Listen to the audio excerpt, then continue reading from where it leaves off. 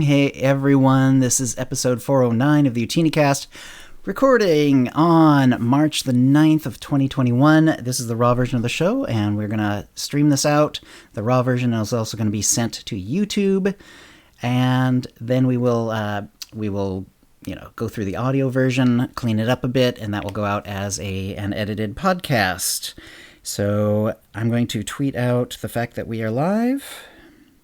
Tweeting out live. For episode 409.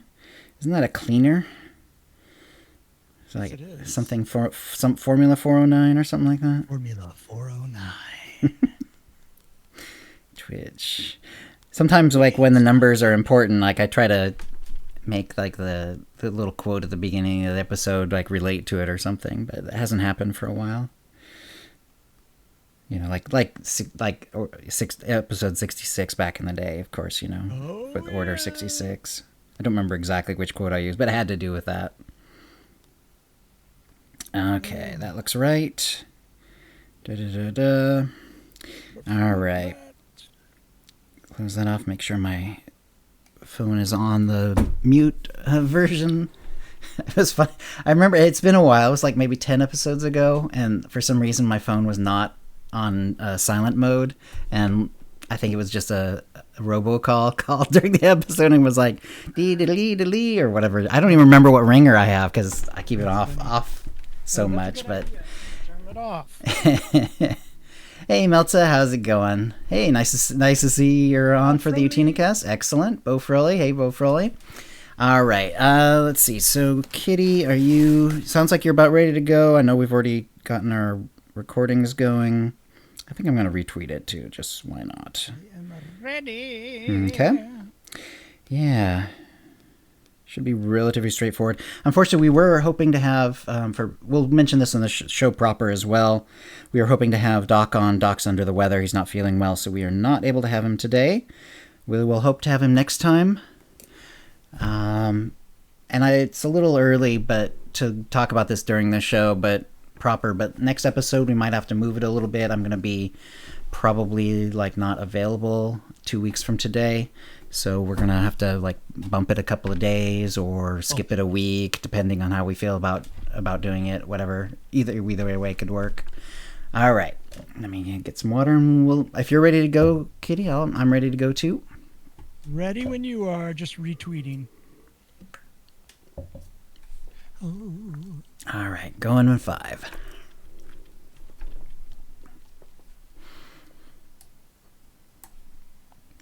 Hi, and welcome to the Ootinicast, the podcast that will never disinvite a Wookiee.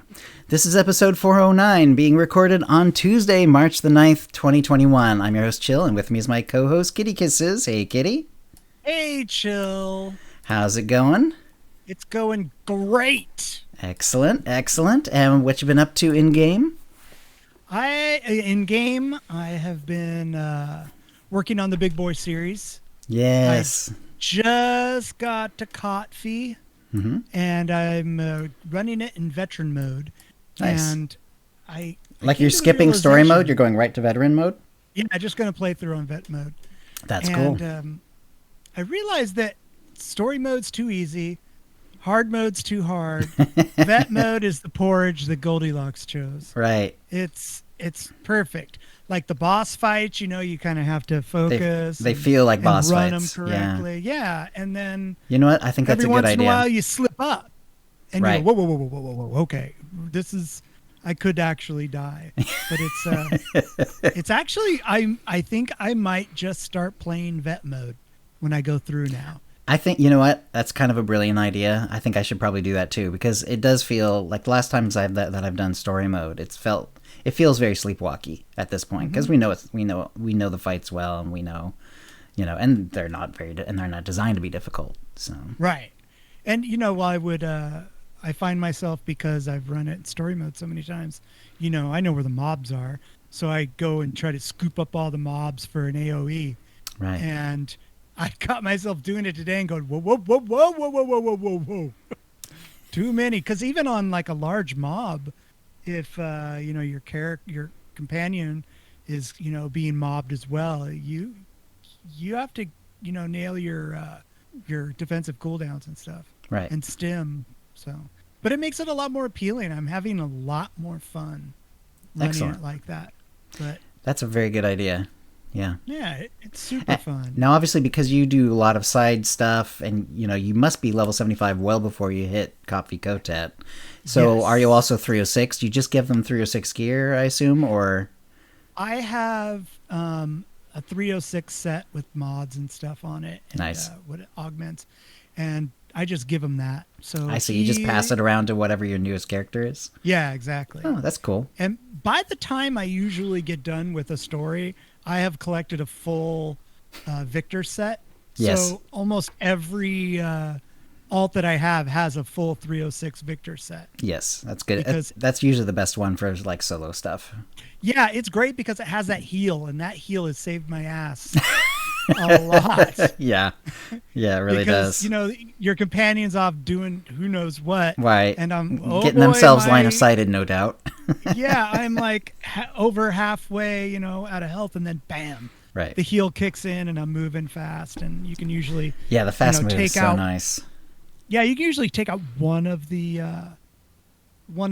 mob members, and then that's where you get your boost and bonus stuff like that. But it's fun. I am enjoying it very much, and I think I've come up with what class I'm going to do next. And I'm going to go with. Okay. I've decided to do a class that I have never enjoyed playing, just to try and see, because I try it every year. Once or twice a year, I'll roll up a character of Right. a class that I don't like, and I'm going to do Pyrotech, and I'm very Okay. excited about it. Oh, cool. Yeah. And is it that specific spec that you have difficult or that you don't like, or is it the advanced class, or is it the I think it's just Pyrotech. just specifically Pyrotech? Huh? Yeah, the last couple times I played it, I never even got through the vanilla story. Just the gameplay itself just didn't appeal to me. But I ran an agent on a class that I didn't like before, and I loved it. Something just clicks every year or two where Right. I don't know what it is, but maybe it's me learning and getting a little bit better at the game, or maybe it's, looking at it a different way. I don't know. But every once in a while, I end up loving a certain class. That's happened to me multiple times. Yeah. Isn't that weird? It is. It's very weird. It kind of makes me go, all right, well, it makes me want to try new stuff all the time. Yeah. Or that's why I decided to do it every year, or once or twice a year, just because. And if what if you do enjoy it? What, you're only going to like to play more classes? Hell yeah, that's a great idea. That's wonderful.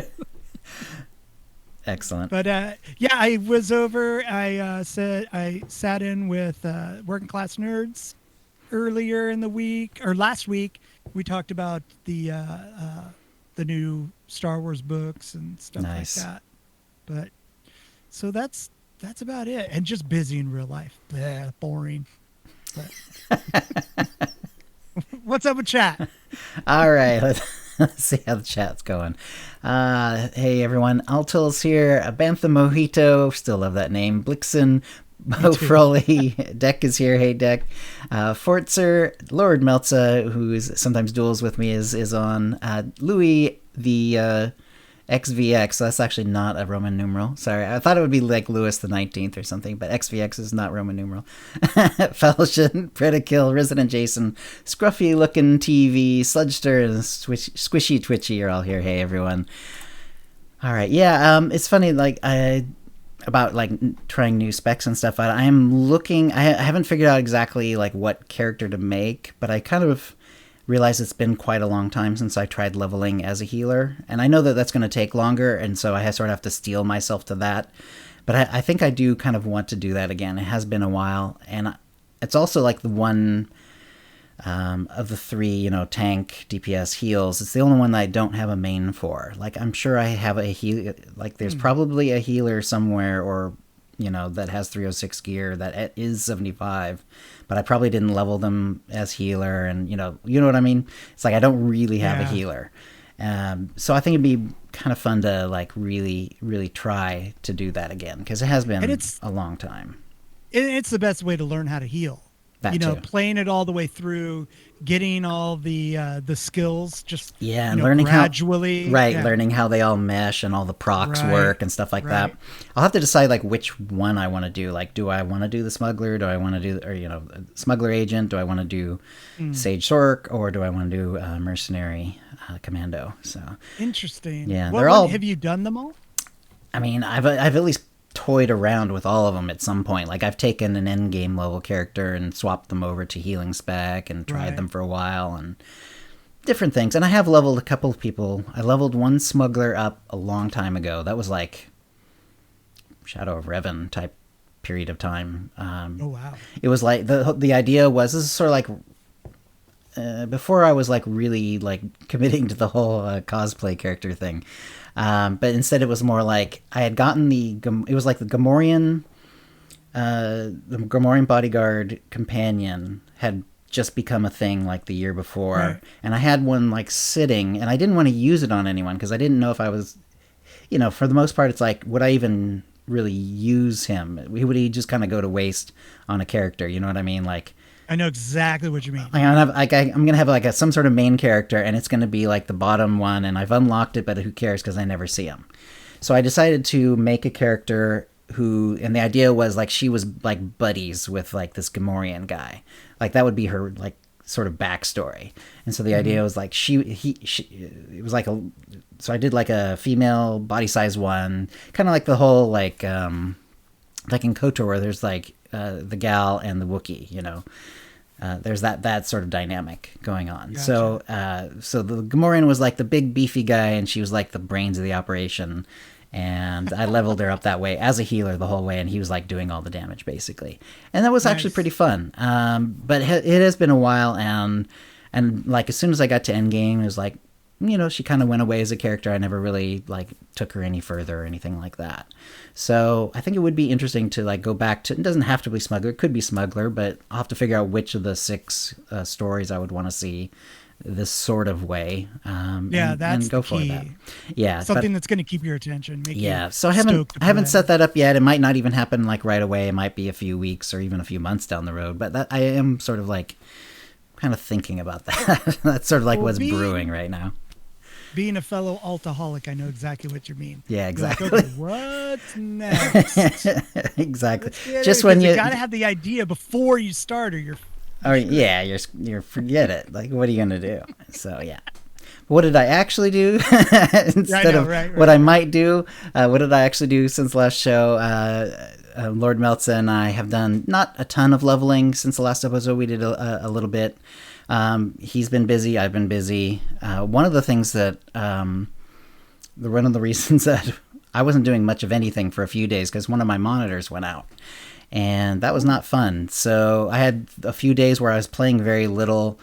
Did not stream. I streamed it very, very tiny a bit. It was very difficult because like anything that was set up for my left screen, I couldn't have access to it really. And unfortunately that included things that just happened to be set up on the left screen because that was the last time I had used them.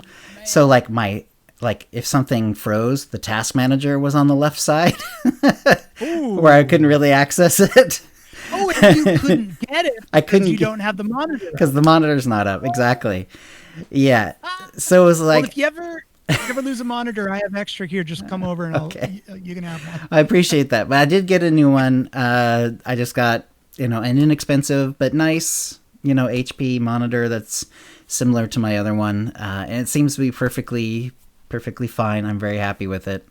But anyway, so that kind of took my streaming away for a while, but once I got it, it was fine.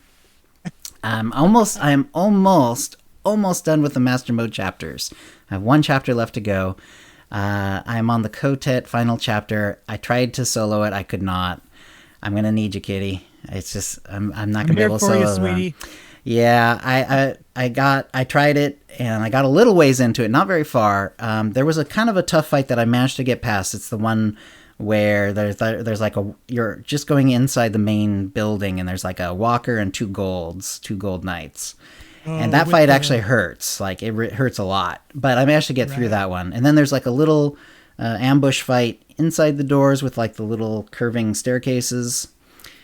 Got through that one, no problem. But the next one was the problem. Yeah, the next one was the problem. It's like the hallway ambush where like people are coming in on both sides and sometimes on the far end from where you came in.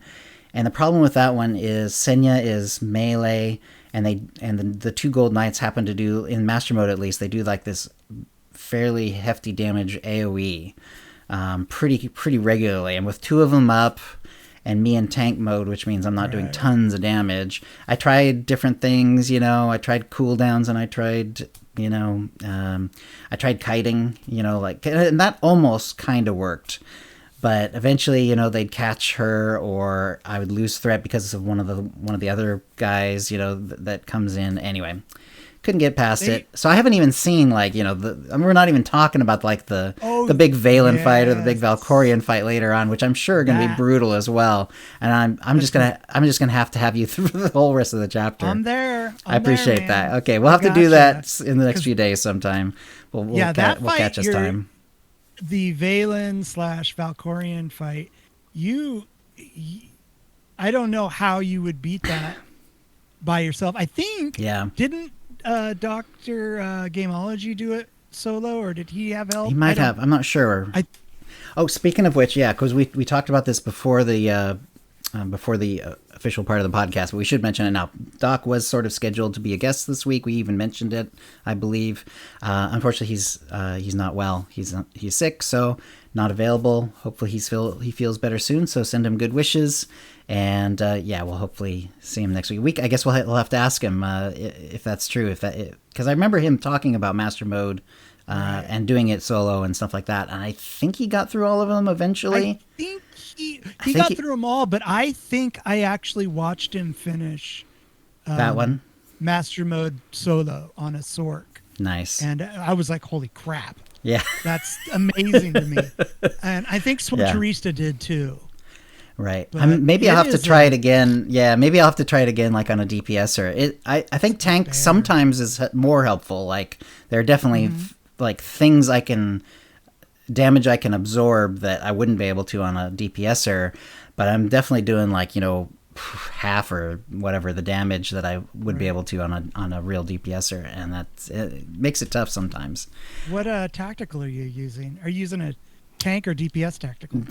Tank all the way. It's still my usual tank one. And it really is necessary too, because getting my defensive cooldown back up, so it's the one where it's that one where every time you take damage you get health back, and it's on a pretty short cooldown, but it gets even shorter if you have this one tactical, and I find that one's really, really nice, especially with situations like that. But anyway, they hit like a truck. The most satisfying fight for me was the Nathema chapter, where you're going down to Nathema and Valen's trying to get herself unshackled, and you're in that special vault that Valkorian has with a bunch of stuff, and then first there's a couple gold stars, and that wasn't anything really.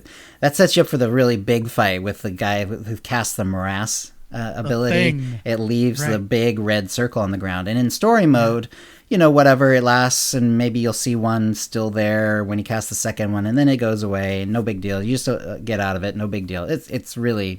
It's not a big deal in a fight in story mode. I don't remember it being much more difficult when we did it together in veteran, when we dueled that. But in master mode, that is a heck of a fight. That is nasty, nasty, nasty fight. It took me probably at least 5 tries.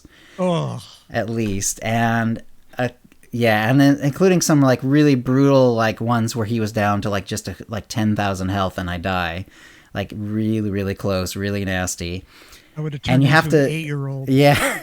And I got really, really good at figuring out like how he was putting down the circles and where I could stand so that they would overlap the most, and I would leave myself the most room for more of the damn things, because they do not go away at all. Like, they stay static? They stay until you kill them. And it was So you have it to was place them strategically right. in the circle. Yeah. Oh, in, yeah. in fact, the best way is like if you can be standing right next to it, so he's standing right next to it, so When when he he casts it, yeah, it's more or less centered on himself. And that way, like, they're even overlapped, because it doesn't, That's a that part great doesn't plan. matter, but it gives you more They're big. space. They're very big. Yeah, they're very really big. big, yeah. Like if you like barely touch them so that they're like not overlapping, you can only get like 5 or 6 around, and then maybe you get some room in the alcoves, and that's like 7, 8, 9. Maybe you could fit 9. You need more than that, at least, especially if you're a tank like I am. Oh, that's right, because it's gonna take you longer to take. It's gonna take me longer, yeah. But I did get him down. It was a lot of fun. Have you noticed any enrage timers on anything? The closest thing was the soft enrage of the morasses on the ground. It's essentially a soft enrage timer. Essentially, was what that was. What people would call that a soft enrage timer if it was a true raid fight. That's but good, though. nothing where like a timer goes off and he turns red and he starts beating the hell out of you. Nothing like that. Okay. So yeah, you have technically you have all the time in the world. You just don't have all the room in the world.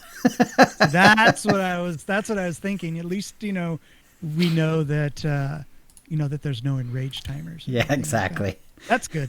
Thank you, Chill. Thank you for sciencing. Yeah. Oh, you know what? I also started doing on my veteran run is trying to see what level I could get away with my companions being. So instead of leveling up to 20, I'm just like, I'm going to start them on 10. And now I think I'm going to start going down to like 5 and kind of figure out some sort of parameter so I don't have to, level them up to whatever and then never touch them again. Right. Yeah. So we're both sciencing. Yeah. So I would say that was the most fun fight. And I got through basically everything else except for the party chapter we did together. Yeah. It was the party chapter. It was mostly, for me, it was the Rancor fight. Maybe that would be more doable if you're ranged, but as a melee, it's really not possible to do that one. At least it's not as a melee tank. It's really brutal. So I needed you for that one, and I assume I might have needed you for later on. We just finished the whole chapter together, so I don't know if I could have soloed the later Valen fight or anything, but whatever. When I did it, I didn't have problem with the Rancor. I was DPS spec. Mm-hmm. But I could not get past the Valen Arkan fight. Yeah.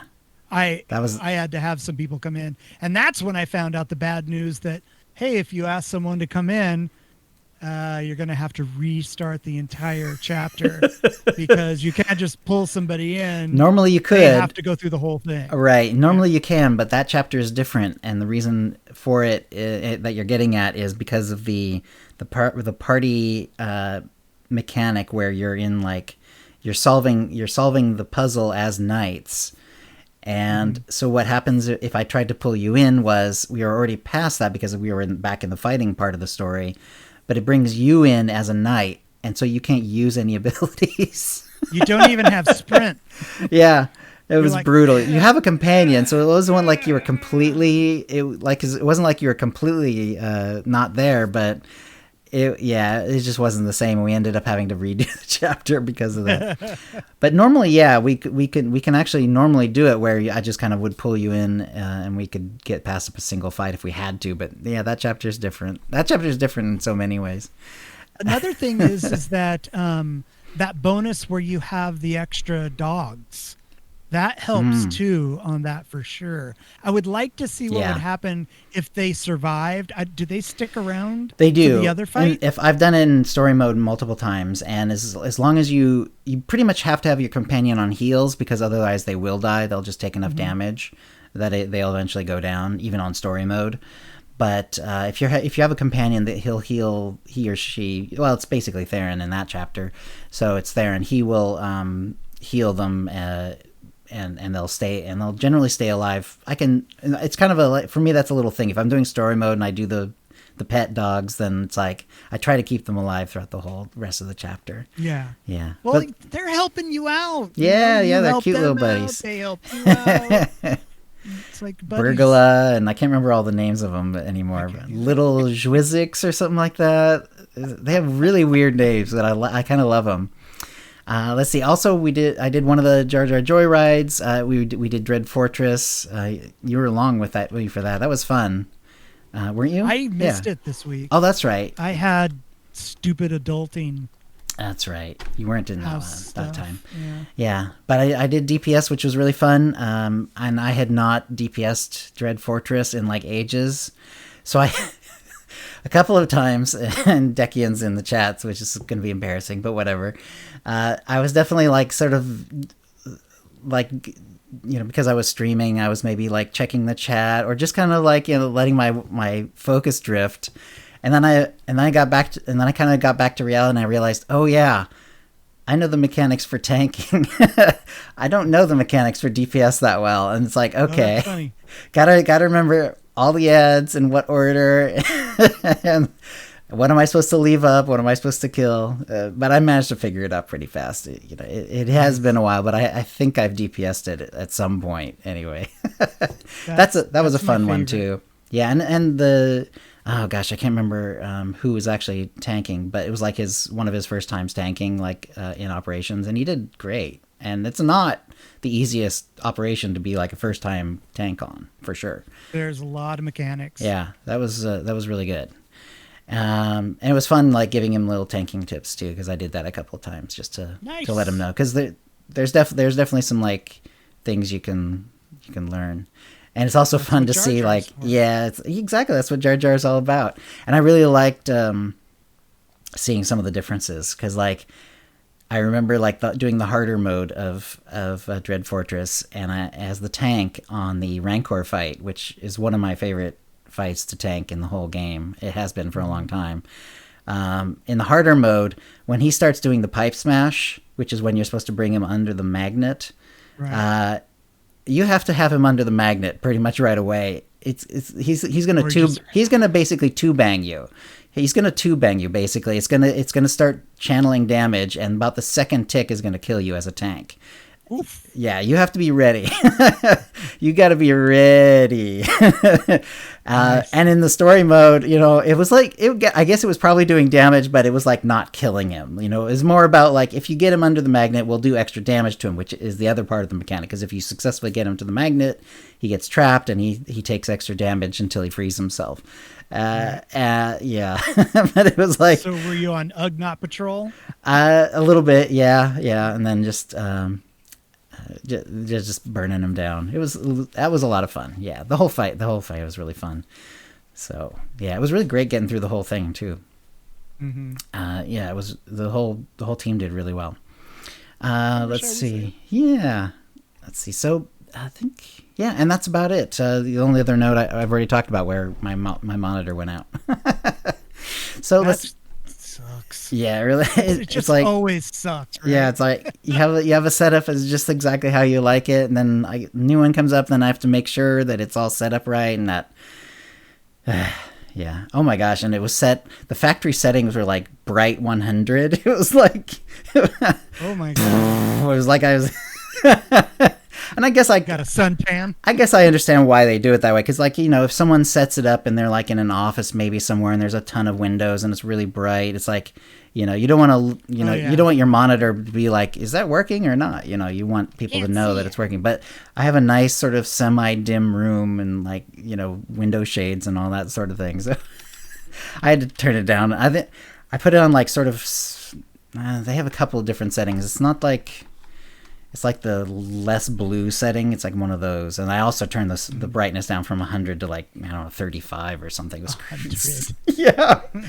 I could, you could read a book. You could just turn around and read a book by it, man. It was so bright. It was crazy. You could have like a shadow puppets. Yeah, exactly.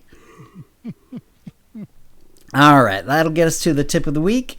And I just have a tip this time. So I went on. We did get the new update since the last show, and we now have amplifier locks, so you can quality lock your amplifiers when you're trying to change them. So I decided to go in and figure out what the numbers were. So this is for 306 gear because anything less than that, it's like you're just messing around anyway. But for 306 gear, I looked at the quality lock on the amplifiers. So if it's white, there is no lock available, which makes sense because, what's the word to lock? You're at the lowest setting. Right. And the first time you do it, the first attempt is 20,170 credits, and then the second one is 21,063. And then if you can lock it even on green, which just guarantees you green or above. And I did try that just to check it out. And yes, it's not like it's ceiling locking you. It's only a floor lock. And so you can lock it at green, and in my case, it gave me one blue and one purple option. So yeah, that's exactly how you'd expect it to work, where it just locks it as a floor, and it could be anything better than that. And so the lock gets quite a bit more expensive, though, even just, because that's only knocking out the whites, which, they added that as a new level, but there's not a ton of them. But instead of 20,000, it's now 58,493. The second one, if you do a second one, would be 61,081. Another thing I found about locking, by the way, is that you don't have to lock it. It's not perma-locked. So it's locked for that one attempt. So you can lock it, like say you have a blue lock, and you say, okay, I'm going to lock it. And then the next time, you decide, I'm not going to lock it, you can unlock it and have the unlocked cost. It'll go back to the unlocked cost for whatever try that was. So you can kind of turn the lock on and off as you wish. It just depends on whether you want, and it doesn't change what amplifiers are already in there. It only changes the ones that are coming, the potential ones that are coming. So if you want to lock it at blue or above, it's 80,679. So already 4 times the credits. The second one would be 84,249. Purple lock, so, which is not bad because you're then limiting the list to only purples and golds. 131,103. So instead of 20,000, it's 131,000. Second one would be 136,905. So there you go. Not bad. Right.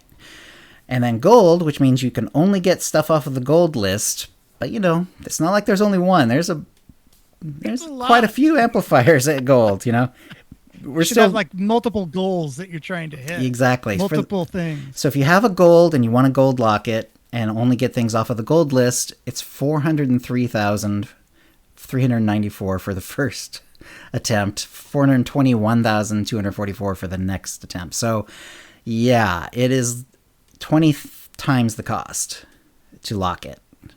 On the other hand, you're massively shrinking down that that list of amplifiers that it could be, and it might be worth it. I don't know. I think they kind of see the numbers on that. Yeah, I think at this point it feels like they got it pretty close to like what the actual what the actual math is. I think this is almost like a time saver more than anything else. Like you're going to spend roughly the same amount of credits doing it one way or the other, but you're kind of if you do start with a gold, of some kind and lock it, you're going to at least, you're going to get to the one you want around the same amount of credits. Cuz it's always expensive. So always expensive, yeah. Yeah. I'm going to have to give it a shot. I think I'm going to lock one at gold and just have a certain amount of credits that I'm going to spend and then call it. Yeah, exactly. That's what I've been doing when before there was a lock. I would basically say, okay, I'm going until the retry is at a certain price, and then I say, nope, no more. And it resets, right? Now we have the reset. Yeah, I didn't actually get to really try that, but yeah, presumably when I look at this, if I went back and looked at the ones that I kind of gave a couple of attempts to test this out on, and I go back next week, because we just passed the weekly reset for everything. It'll be back to the first attempt prices, so that's good. And that also means you don't necessarily have to keep like extra ones in your storage just because the amplifier cost is now prohibitive, that sort of thing. Yeah, you could get like a bunch of different ones locked, gold locked, and just have a certain several different stats for several different armor sets that you're building, and hit that, once a week, wait for reset until you get what you want. That's true. In fact, you could do it without the lock. Yeah, try it. Hopefully you get a gold, and then you just accept it no matter what it is, and then if you need be, you can use the lock for it thereafter. Yeah. Cool. Yeah. Anyway, so there we go. So yeah, so again, I'm gonna, and just to kind of round off the prices, just to give you an idea, and this is only for the first attempt. For 306 gear, without a lock, or if it's white, 20,000. Green lock is 58,000. Blue lock 80,000. Purple lock 131,000. Gold lock 403,000. So 403. It's almost $500,000, but yeah. That's just like, well, it's a good credit sync. There's lots of billionaires out there. Exactly. That money's got to go somewhere. So if you have a tip of the week, please send it to ootinicast@gmail.com before the next show for a chance to win a Tonfon M83R droid pet code or M2B9 bet droid code, courtesy of BioWare, and an Ootinicast provided cartel market pack from the latest shipment, which is, of course, the ultimate pack. I should probably just change the phrasing on that, because I don't think it's ever going to go back to anything other than ultimate packs. I don't think they're ultimate pack. That just seems to be the way they're doing it. They're not doing the old style where they have different packs with different names anymore. But that will bring us to the Mind Trap. And this was suggested, well, you passed it on, but I think it came from your chat, or did you come up with the idea yourself, It came Kitty? up with me, and there's a story behind it. Oh, okay, great. Go ahead. Sorry. So I was riding the bus. Okay. And the bus driver is cruising, and he's kind of leaning forward on the wheel.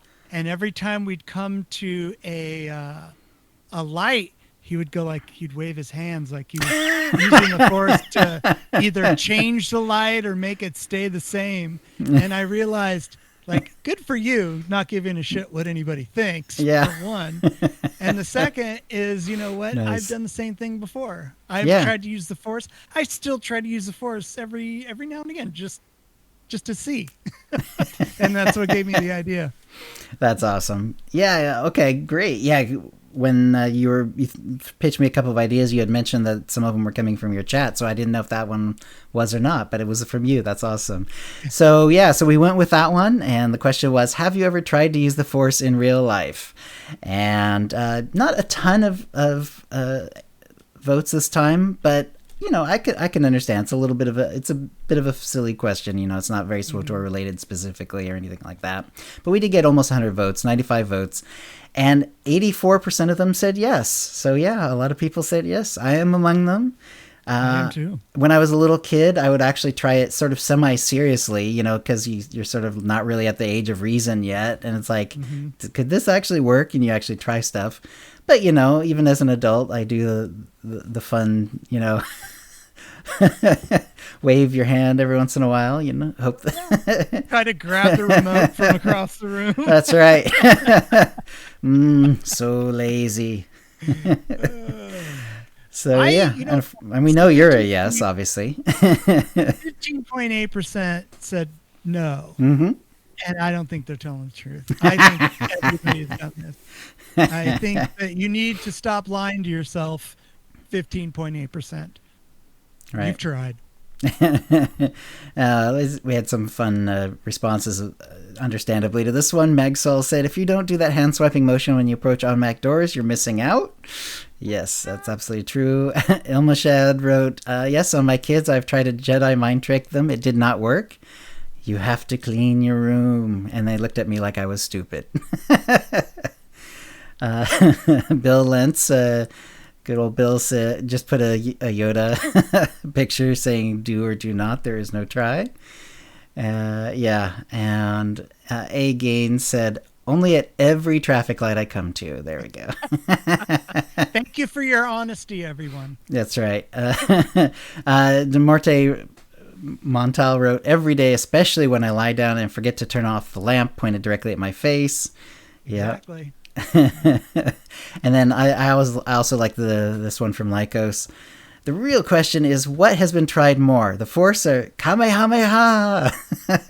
So, yes, a little cross IP there, but that's awesome. So there we go. Yeah. So let's face it. If we had the Force, we would all overuse it and probably abuse it in various ways. We'd all be Sith. That's right. It's a whole planet. That's right. Excuse me, I'm going to move this. All right.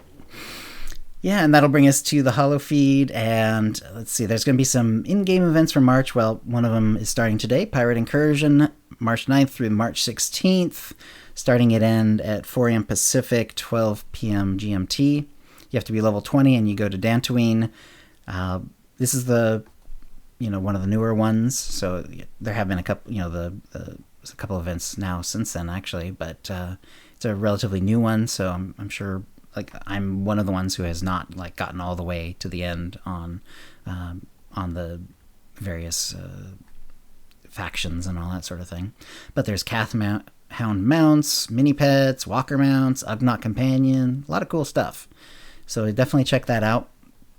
That is really starting right now. that Ugnaught companion running around, but that's the only thing I really want. Gotta get the companion. Is that like one of your favorite things to collect? Evidently, yeah. I never really occurred to me until you said something. And it's like, but yeah, new companion, gotta have it. Yeah, well, the Ugnaught, the impedance of their voice really bothers me. It's almost like tinnitus, right? But where they sound like I gotta have it. Where they're having the whole grunting language thing. Well, it's the the high pitched parts of it. That's fine, more like the Gamorrean, but that high pitched thing, the squealy thing. Crazy. Yeah. Have you ever seen it? I've seen it only once on the fleet, and it's rare. It's not a lot of people use it, but yeah, it's very unique. Bounty Contract Week is coming back.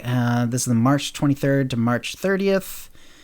And wasn't this the one that they had to put off because things got messed up? So yeah, this is when they're putting it back in the mix. March 23rd to March 30th, beginning again and ending again. Those are 4 a.m. Pacific and 12 p.m. GMT. For Bounty Contract Week, you only have to be level 15 or above, which is not very high.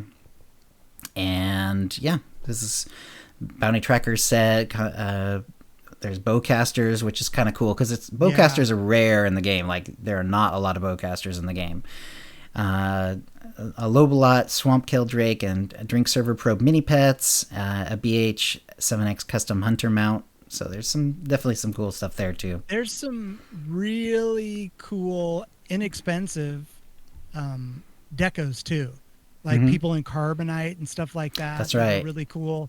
The armor sets are really cool looking, especially the Mando ones. They have a really, really cool, there's 2 different sets, one with a backpack, one without. Check them out. They're really cool. They dye really well as well. Oh, nice. That's always a plus. Yeah. And it's funny, even though I haven't done a ton on this one too, I always enjoy it when I do it because it really does. They did set it up so that you feel like you're, kind of going and hunting for people and trying to track leads and stuff like that. And it's really fun to do in a group too. For the big ones, that's always fun. Yep. All right. And then game update 6.2.1 is now live. A lot of the changes do have to do with the amplifiers, like we talked about with the tip of the week. They've updated uprisings as well. We've talked about these over several episodes now. It's been coming for a while. So, in fact, remember, because of the weather, it got delayed. It would have actually been up last episode, except for the weather issues that they had in Texas. And yeah, but uprisings are now available at level 75 with a rebalance of their difficulty and the time they take to complete. They've increased the loot drops for uprisings, partly because they do take a little bit longer, and also I think they were just kind of trying to make them a little more attractive. And there's some things in uprisings that aren't found anywhere else, in terms of mechanics and stuff like that. So definitely check those out. Have you played them since they've dropped the new ones? No, not since 6.2.1 for sure. No. Yeah, I haven't either, but I'm very interested in it. Just like you were saying, the mechanics and stuff some of the mechanics are unique to only these uprisings, which is really cool. Yep. The amplifier changes are there. Also, the amplifier changes came with a change to your character sheet. So your character sheet's a little different now. Your character is bigger, but you can't spin them around anymore, which, I think it overall is fine. You can definitely see better details on your characters, like armor and stuff like that, but you can't spin them, so you can't see like the back of them or anything like that. The weapons are no longer below your character; they're now off to the right side. And then the amplifier box is off, to the side of that. And then you can also now, there's a little box, because there are quite a number of amplifiers, and you can actually like sort it. Like if you're only interested in like your, like, oh, how much mount speed do I have? You can type in mount and it'll just pop up the ones that are mount speed. And, then you can just add it up really easily, as opposed to the old list, which is, you'd have to go through it one by one and kind of figure it out. It's also a good way to do that if you're looking to upgrade. It's like, oh, what do I have that's this, and I can either upgrade it or get rid of it or whatever. I would really like to see them put a tab on that so we can turn it on and off. It takes up a lot of real estate now. Yeah, it does. It takes a lot of real estate now on the screen now.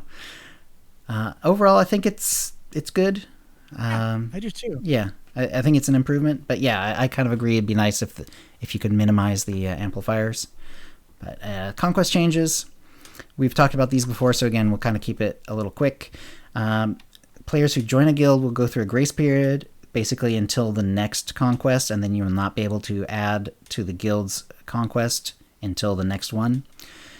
Because there's been certain things where people were being invited to guilds and then being booted out. Stuff like that.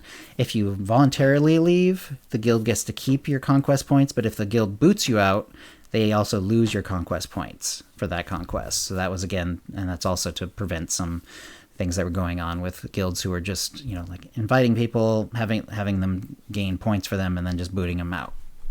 Douchebaggery, indeed. Crafting objectives that were infinitely repeatable have been updated to daily repeat threshold. However, to compensate, they've increased the amount of points of those objectives, and there's some other changes as well. But we've gone over pretty much all the important ones. Cartel Market editions are up. These are okay. I mean, the Patient Defender's armor set. It's like it's kind of it's very much a Jedi look. There are other ones in the game, but this one does look distinct from them, but it is also very much a Jedi look. It has a robe, it has a hood. It looks like there's a hood up and there's a hood up and hood down version, which is good. That they're doing that. Yeah, right. It's like, since apparently because of the hero engine or whatever, they just have not been able to implement a hood up, hood down, feature where you can just flip it on automatically. Right. At least a lot of these modern sets, you do get both versions. It's great. It works. Because I would say that there are people who would want to be able to flip it up and down, especially if you're going to like role play and stuff like that. But I'd say for the most part, people are going to go around with one or the other. And if worst comes to worst, you make a look set. You use one for one for the other, and then you just flip between them. Cybernetic Pauldron's armor set. Now, is this the one that was supposed to be like High Republic based, Kitty? I don't think this looked. I think the other one's a little bit more High Republic. More High Republic? Okay. Maybe. I don't know. Trying to decide what this one's from then. Yeah, or if this is just like a look that they thought of on their own. This could be the Nihil. Maybe that's the bad guys in the High Republic. Okay. Maybe. Yeah, I could see it. So it's sort of like a leather armor look for the most part, with some metal, but mostly kind of a leathery look. It's not probably my favorite, but it's definitely got its own like look. It's vaguely deserty to me. It's like it's being shown on in a spaceship and on Nar Shaddaa and stuff like that. But to me, it kind of looks like it would make a good like rugged area sort of look. And then the Force. Go ahead. When I first saw it, I thought, oh, are those soap bars on the knees so you can slide across the room? Because I love it. Or he's ready for his gardening. He's got the little... got his little knee pads, yeah. Cybernetic Gardener's armor set. And then the Force Pilgrim's armor set, and you think this is more definitely High Republic This rem- oriented. no, this reminds me of um, Rogue One. When they're on Jeddah and Hmm. you see some of the people walking around. This looks more like something that you'd see one of the people in the crowd wearing. Cool. Okay.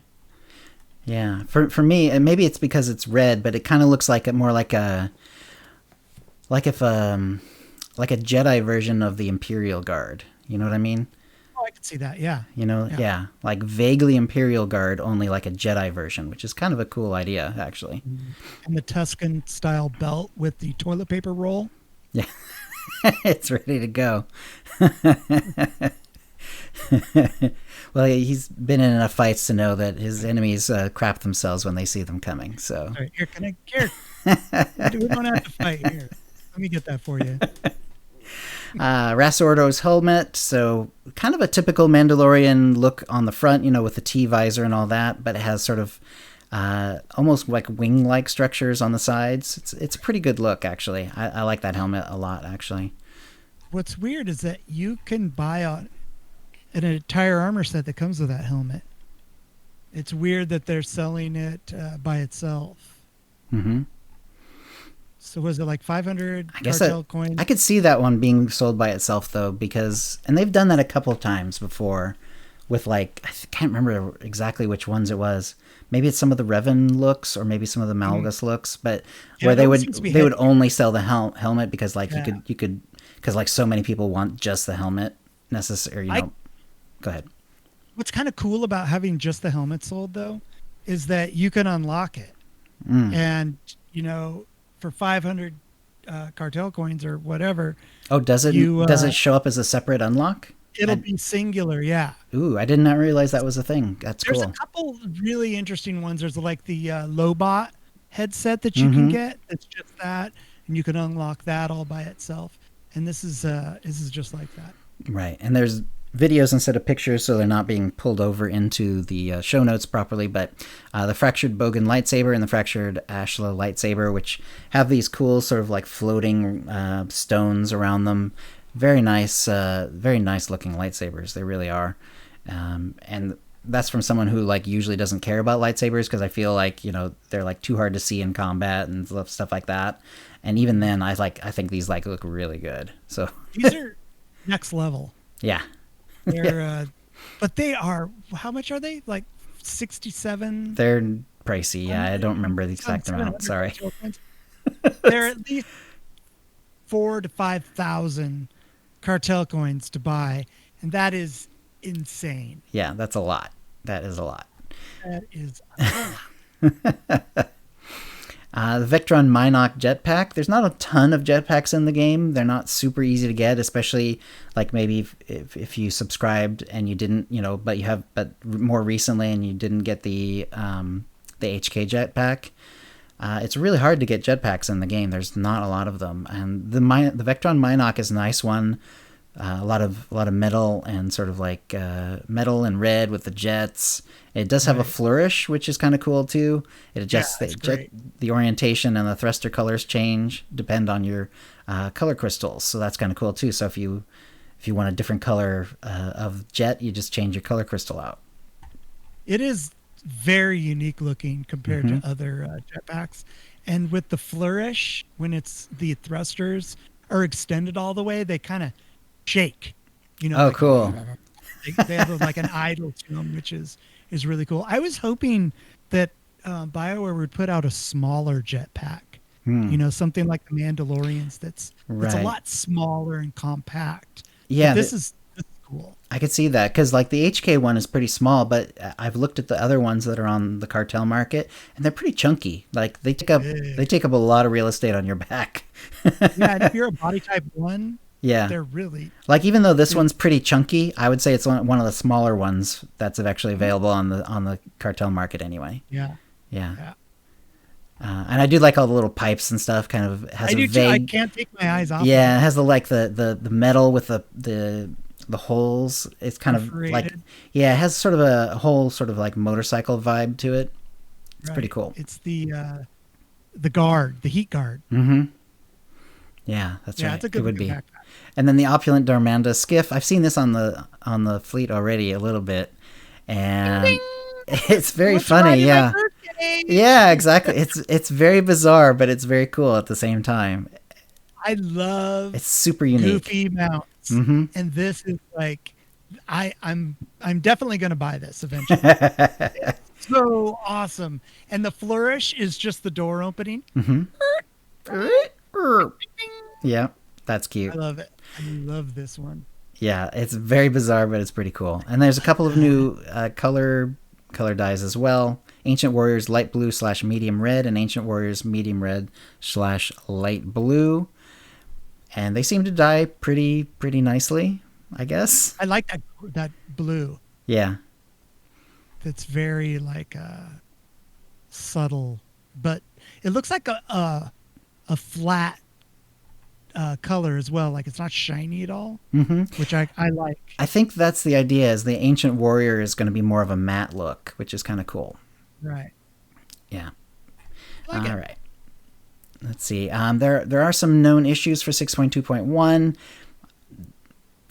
Kind of there's still some Spirit of Vengeance problems. Certain bosses are not dropping loot, which actually happened to me, but not in 6.2.1, but before that. Echoes of Oblivion. There's some camera shake persisting, unfortunately, but we know that there's a way to turn that off now. Yay! They heard us, Chill. Right. They heard us holding each other while we tried not to vomit. Let's see. If all the items equipped on a character are missing a shell amplifier, none of their amplifiers equipped in the armoring / mod enhancement slots will appear in the amplifier list. So there's some bugs in getting the amplifier in the new amplifier list on the side of your character sheet. An invisible amplifier list persists on the screen sometimes when the outfit designer tabs are active. Yeah, I have not either. There's some Eternal Championship trophies not being transferred to the currency tab from 3 storage options. So that's something. Have you ever beat that? I have, yeah. In fact, Meltz and I went through the whole thing as a duel because he wanted to get Bodar. Yeah. I've never I have soloed it though before. It's not easy, but it's doable, and it's actually pretty fun. I think I was on a tank. It's been a while. It's not. I did not do it in Onslaught. I did it at least one, probably during it must have been just during Kotet, I think. Although it could have been coffee technically, but I think I did it in Kotet. Yeah, there was something else I noticed that went into the little inventory tab instead of being. There's a couple of things that actually went into the tab instead of being. I think it's it's the cartel certificates. Those used to be like a little thing. That's right, they did. Yeah, and they moved that into the inventory tab. So that's just on your character sheet, or it's in your inventory, window, but it's no longer an item. It's now in the inventory tab. So Zyos too. Zyos as well? Okay. That's good, because actually I had a ton of Zyos and I never use them. There's just not that much to buy with them. There's like an armor set, there's the big clunky mount, which is kind of fun. It's amusing, but it's like, Yeah, it would be great if they just added a couple more decos in there. Yeah. And we can just blow all that. Blow through all those things, yeah. Wow. Yep. Let's see. And so, little things are still there. And there was a different post about there's been font improvements in the UI, and especially for the GTN. Like some of the GTN has actually buttons and stuff like that, and they're a little bigger. The font's a little more readable. So it's kind of an accessibility issue, like we were talking a few episodes back with Switcherista. They're getting more interested in making sure that accessibility is thought about more often. So that's actually a good thing. And finally, there's one thing I wanted to mention here was that Jackie Ko, who's doing a great job, with the community team, doing a really good job. Yeah. Sorry, she's been all over the forums, doing little things, moving questions to the right forums and stuff like that. And then there's just a question about the private Discord channel. And she said, I do want to remind everyone, if you are experiencing harassment in-game, please report it. Violations of our rules of conduct are not permitted. If you are experiencing harassment off of our official platform, such as in Discord, Twitter, YouTube, Reddit, and so on, I encourage you to use the reporting tools that are offered by those platforms, as we do not have a moderation control in those spaces. So yeah, that's exactly the perfect answer. It's like encouraging, moderation where they can, and letting where we can't do it anyway, but do it with them because they don't have anything to do with it. And I like Jackie Co a lot.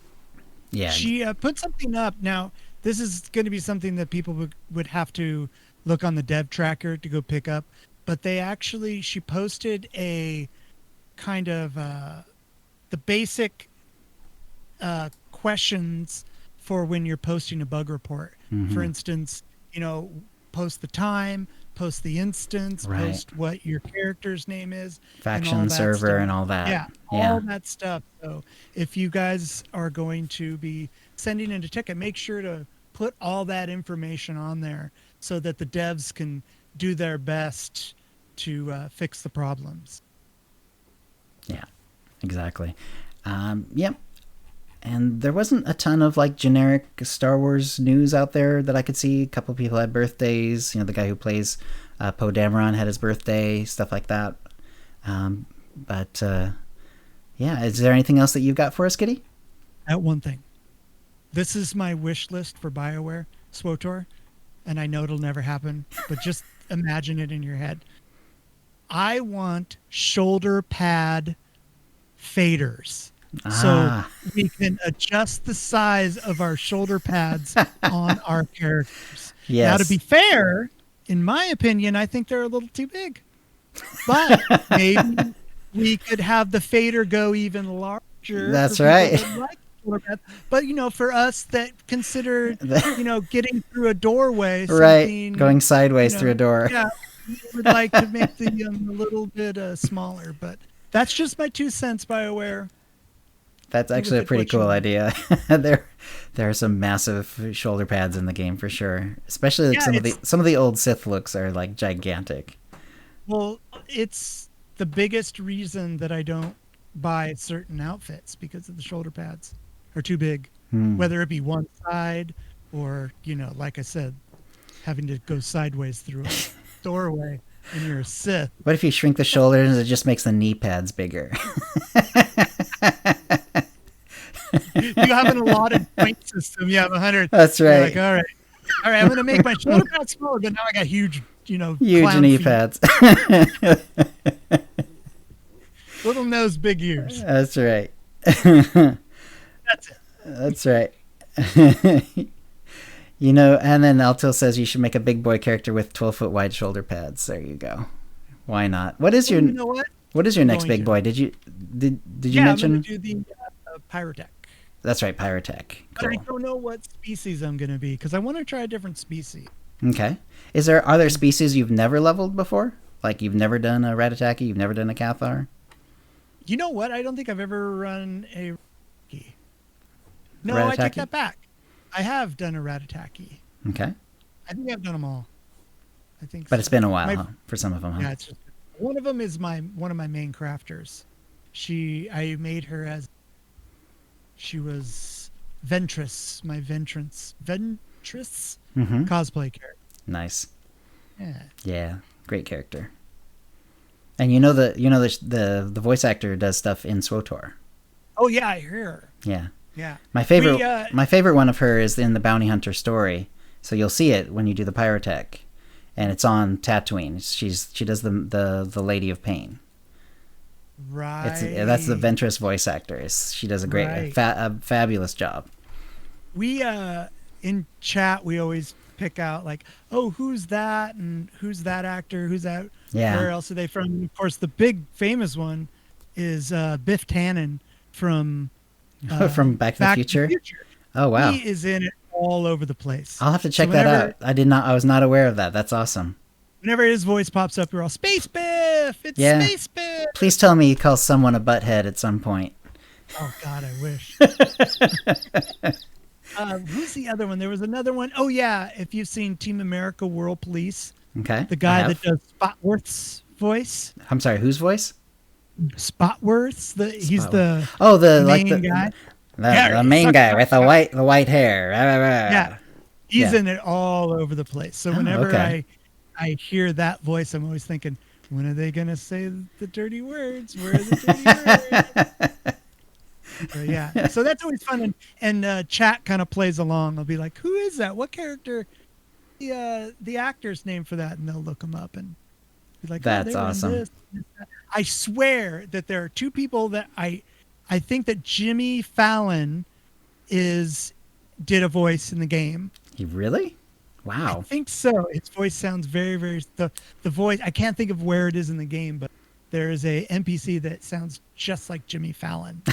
And what if it was someone doing a Jimmy Fallon impression? Right. And the other one is the dad from Frasier. Oh, that's cool. I think that he did a voice in here too. Just like one though. Right. That's still pretty cool. I'll have to isolate him. And I found the Howard Dean, right? You know the Howard Dean screen? That one. I actually went there. That's right. Got the audio clip of Howard Dean. Yes. And then took them and ran them, back side and by forth. side. And it was the Howard Dean screen. That's awesome. Whenever that happens, I'm like, Howard Dean screen.